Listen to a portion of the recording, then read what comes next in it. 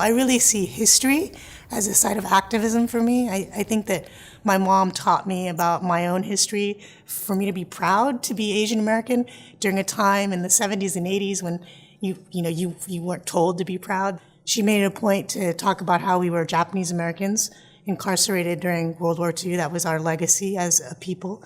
And also that I was Okinawan, colonized by the Japanese people. I think one of my first, I would consider, acts of public kind of activism was submitting an essay when I was 10 years old.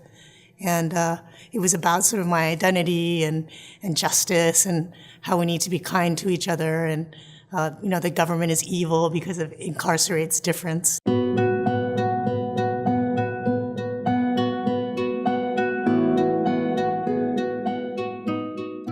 After Trump got elected, we were so devastated. I know that a lot of students were totally destroyed. But what I like to remind people is that conservative backlashes happen during times of great social and political change. I think that there's a way in which the left has now become center, and so there's this renewed reaction.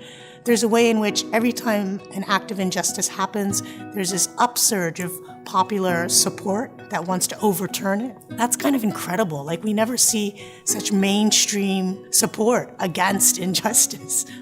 So in that way, I have great hope. I also think that the rise of conservatism today reminds us that we can never be complacent. I'm in ethnic studies and I'm in the College of Ethnic Studies.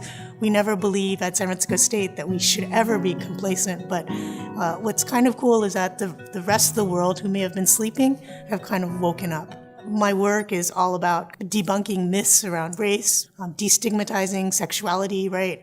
Putting a face on an Asian American queer. I consider myself part of the radical left. I think that people might see me as an educator, as an associate dean in a public institution, and that seems pretty mainstream and conservative.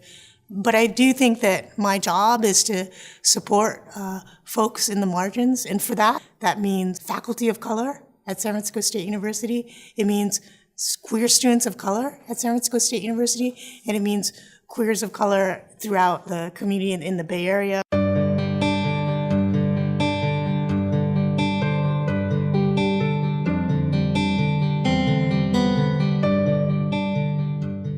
I don't think that anything necessarily will change. I do feel inspired by all these, activists, queer activists who are doing things, right? It's also super moving for me to see so many folks of color out there, rallying, creating coalitions, right? If anything, I feel more inspired to continue doing the work, seeing how other folks are also engaging and being excited and galvanizing themselves towards political change.